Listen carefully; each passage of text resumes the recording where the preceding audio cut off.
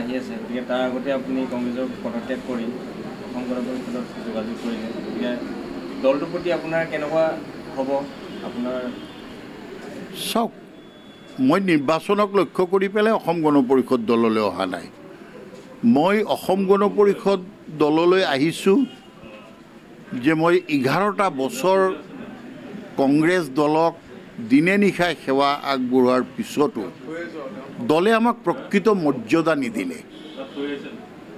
দলৰ ওপৰত আমাৰ বিশ্বাস হেৰাইছে দলেও আমাৰ ওপৰত যেন বিশ্বাস নৰখাৰ বাবেই এনে আচৰণ কৰিছে তাৰপিছত সেই দলত আৰু থকাটো উচিত বুলি মই ভবা নাই আৰু সেইকাৰণে আহিছোঁ বাকীবিলাক কথা দলৰ শীৰ্ষ নেতৃত্ব আছে দল মিত্ৰজোঁটত আবদ্ধ সকলোবিলাকৰ যদি কাইলৈ মোৰ কথা হ'ল যি দায়িত্বই মোৰ ওপৰত ন্যস্ত হ'ব সেই দায়িত্ব মই সদায় সাহসেৰে সন্মুখৰ পৰা পালন কৰিবৰ কাৰণে অংগীকাৰবদ্ধ ৰাহুল গান্ধী ডাঙৰীয়া আহি গ'ল ভাৰত ন্যায় যাত্ৰাত তাৰ আগতে আপুনি যিদিনা আহিছিলে তাৰ আগতে আপুনি ঘোষণা কৰিছিলে যে দল মানে পদত্যাগ কৰিব কংগ্ৰেছ আজিতো সম্পূৰ্ণৰূপে দল যোগাযোগ কৰিলে কি ক'ব ৰাহুল গান্ধী ডাঙৰীয়া ন্যায় যাত্ৰা চাওক ৰাহুল গান্ধী ডাঙৰীয়াৰ ন্যায় যাত্ৰাটো মানে মোৰ প্ৰথম কথা হ'ল কাক ন্যায় দিবৰ কাৰণে তেওঁ যাত্ৰাটো কৰিছে তেওঁ নেতৃত্ব দিয়া দলটোৰ কৰ্মীসকল যিসকলে নোপোৱাৰ মাজতো দলটোক এৰি দিয়া নাই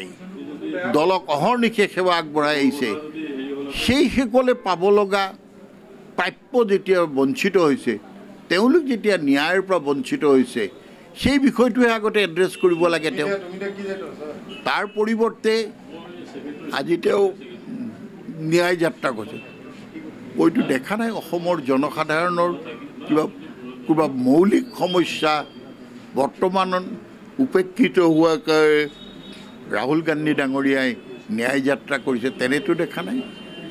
আৰু আটাইতকৈ ডাঙৰ তেওঁক দোষাৰোপ নকৰোঁ কাৰণ তেওঁনো অসমৰ বতাহ বায়ু পানী আৰু ভৌগোলিক চাৰিসীমা সম্পৰ্কে কিমান জ্ঞাত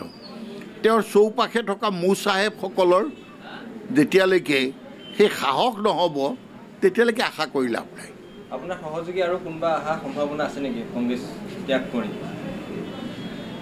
মই আজি ভৰি দিছোঁ মোৰ সৈতে খোজ দিবলৈ আৰু বহুজন সাজু আছে অলপ সময়লৈ অপেক্ষা কৰক ঠায়ে ঠায়ে এই কথাটো ঘটিব কাৰণ যিসকলে হতাশ হৈছে কিন্তু অসমীয়াইক ভাল পায় অসমৰ মানুহক ভাল পায়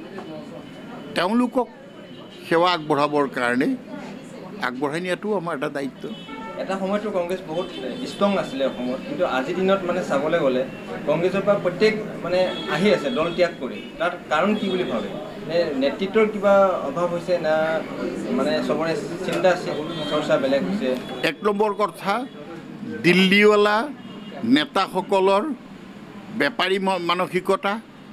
আৰু আমাৰ ইয়াত বহুধা বিভক্ত নেতৃত্ব আৰু মেৰুদণ্ডহীনতা তেওঁলোকে বলিষ্ঠভাৱে কোনো কথা ক'ব নোৱাৰে তেওঁলোকে এছাৰ্ট কৰিব নোৱাৰে